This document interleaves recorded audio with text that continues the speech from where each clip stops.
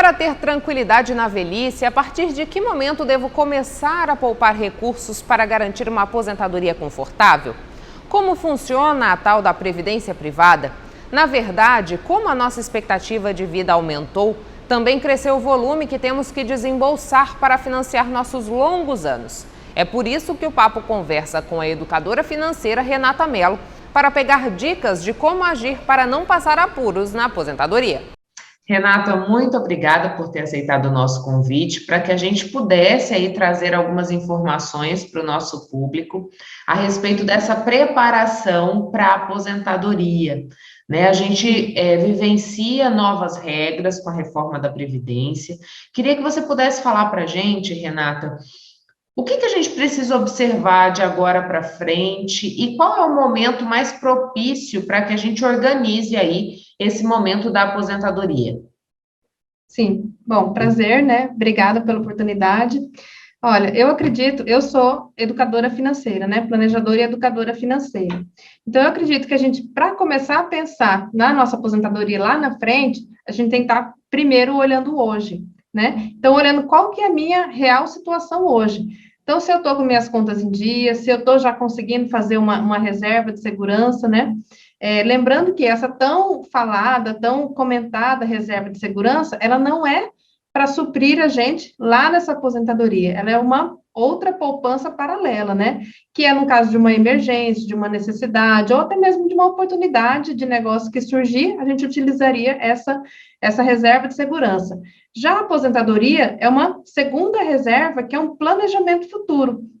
Né? Geralmente, quando a gente fala de educação financeira, a gente fala de planejamento financeiro, a gente sempre pensa a curto, médio e longo prazo. Então, a aposentadoria, ela estaria entrando aí nesse longo prazo, né? Que é lá na frente, quando a gente já não... porque, assim, a vida, ela tem um ciclo, né? Então, a gente começa a trabalhar, a juntar recursos, até que chega um ponto que a gente já não recebe mais, né, não tem mais essa entrada financeira e a gente começa só o dispêndio, né, só começa a usufruir, a gastar isso que a gente acumulou durante a vida toda, né. Então, essa aposentadoria é esse planejamento a longo prazo lá na frente. Então, assim, se hoje as minhas finanças não estão ali comportadas, entre aspas, né, não estou dando conta das minhas contas no dia a dia, estou enrolada, então, cabe o quê? Começar hoje esse planejamento, começar a organizar a casa hoje, né? Para daí eu começar a avançar meus passos, começar por uma reserva de segurança e depois, posteriormente, ou paralelamente também, nada impede, né? Que eu faça já a minha reserva de segurança e comece a planejar na minha aposentadoria. E, Renata, quando você fala que a poupança ela é um projeto para um suporte no momento de dificuldade ou de oportunidade, que eu possa investir em alguma coisa, Uhum. como que eu faço para fazer essa reserva financeira para aposentadoria?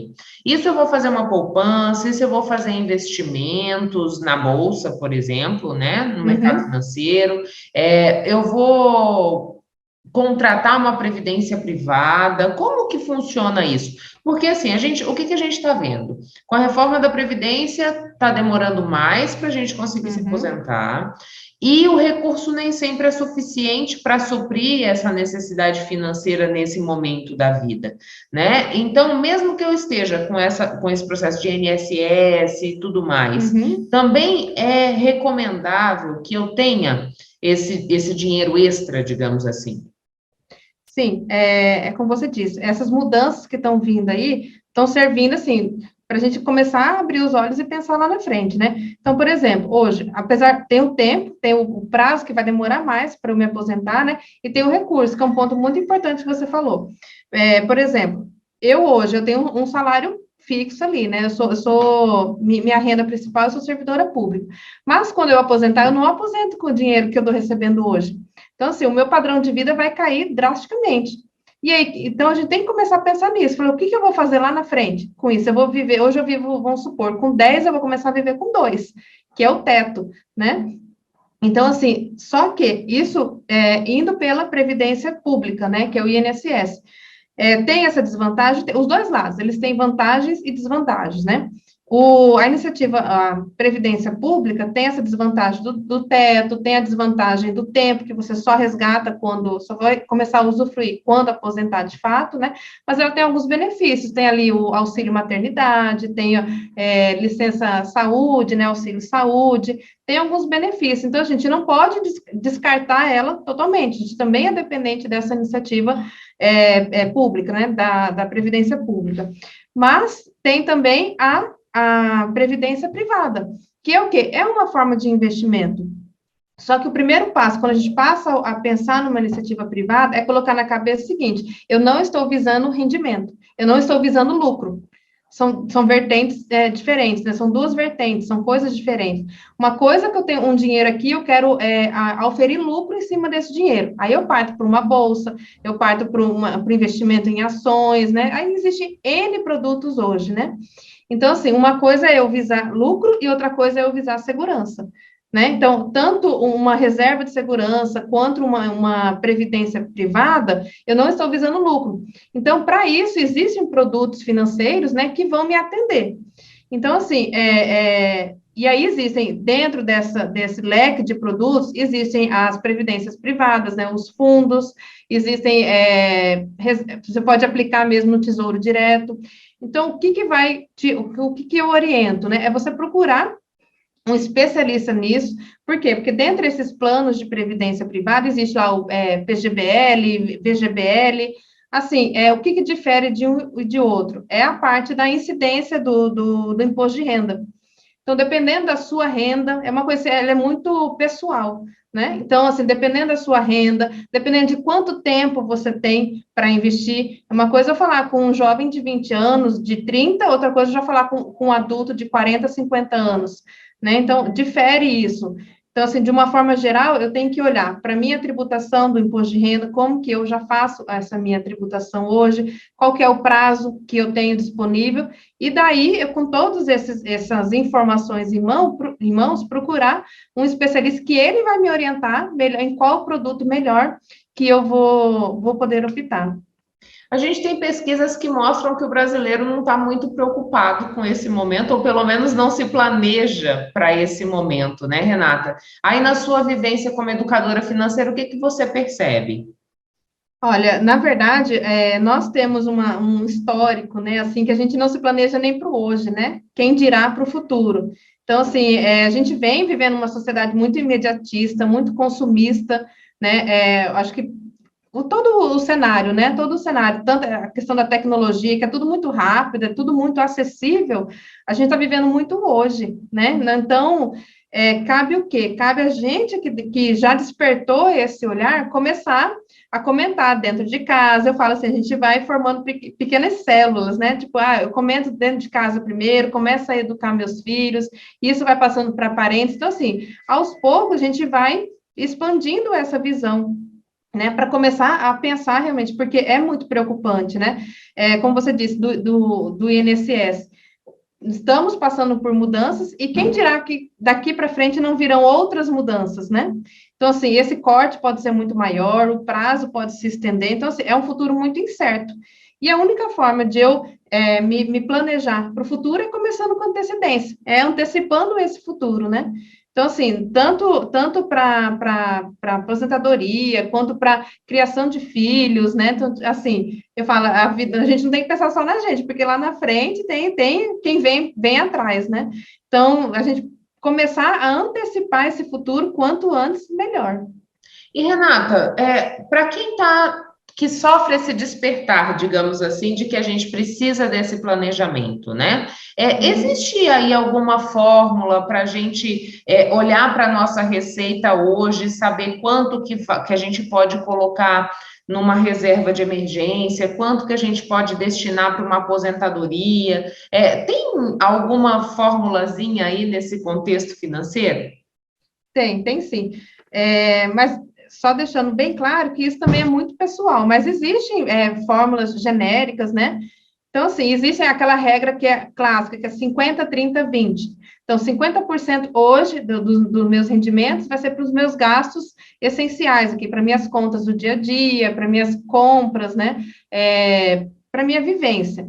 30% para as despesas não essenciais, que são as compras, são as viagens, são o luxo, né? Que é aquilo que, se me faltar hoje, eu posso cortar. É a academia, a estética, o lazer, o barzinho, seria 30%. E 20% seria para investimentos. Aí, dentro desse investimento, a gente também costuma trabalhar com, como que é a palavra? Diversificação.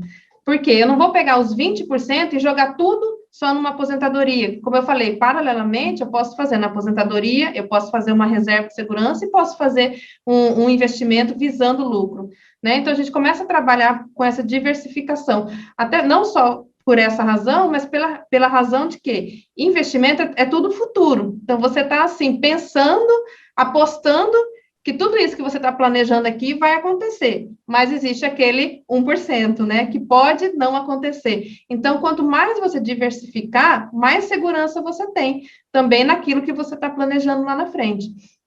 Então, assim, existem essas regras, né, mas, assim, é muito complicado eu falar numa regra 50, 30, 20 para quem está recebendo um salário mínimo hoje, né, para aquela, que é a grande maioria da nossa população. Uma coisa é falar para quem está recebendo 10 mil, né, e agora para falar para quem está recebendo 1.000, que mal está dando conta de pagar as contas ali, e ainda vou falar sobre investimentos, eu vou falar sobre a aposentadoria.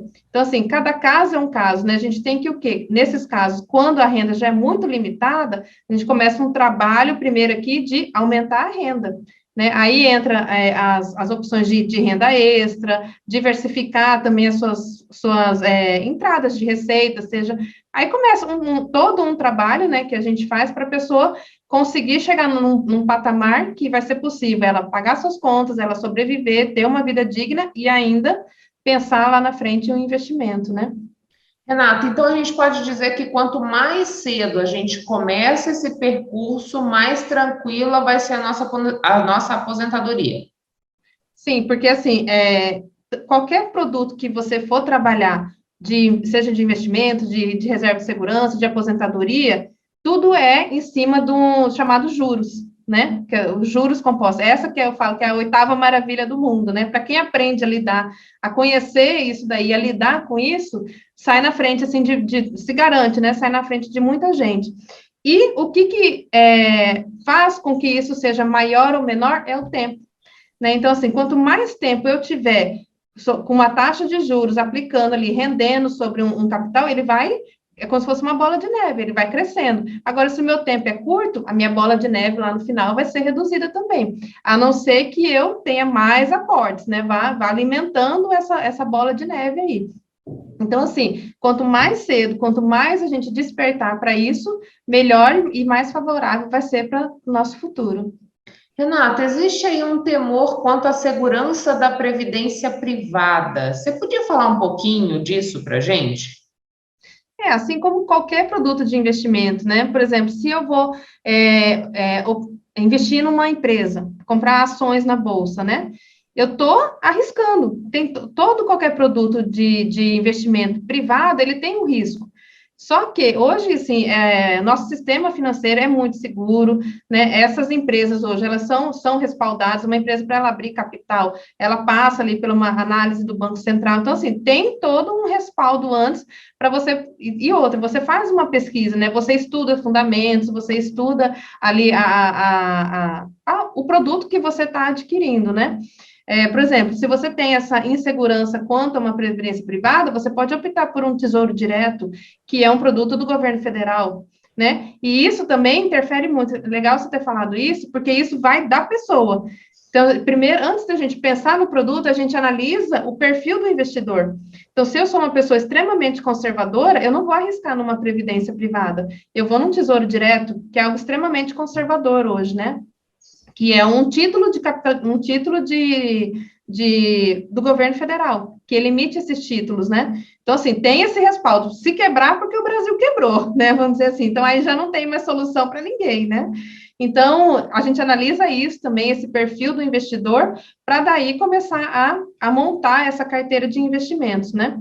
E, resumindo, como qualquer investimento, você tem que investir, estudar aonde você está aplicando o seu dinheiro, mas garanto que é muito seguro, né? Hoje os produtos aí vieram para ficar mesmo, são coisas bem acessíveis e seguras, mas existe aquele risco mínimo ali que você tem que estar observando. E, Renata, você falou sobre a procura de um profissional, né? Que tipo de profissional dá o suporte para que a gente faça esse planejamento, para que a gente se organize para esse momento da aposentadoria, faça as aplicações, enfim, invista aí nesse trajeto para que a gente tenha uma aposentadoria tranquila? São especialistas em educação e planejamento financeiro, né? Eu sou formada em arquitetura, eu entrei nesse ramo aí por mim mesma, né, para me organizar financeira e acabei me especializando, fiz pós-graduação, cursos e pós-graduação nessa área, né? Não sou especialista na parte de aposentadoria, entendo, né, mas sei direcionar tudo, mas quando chega realmente na parte do planejamento, eu encaminho para um especialista, tenho colegas que trabalham somente nessa área, né? Então, é um educador financeiro, pode ser um contador que ele tenha conhecimento nessa área, né?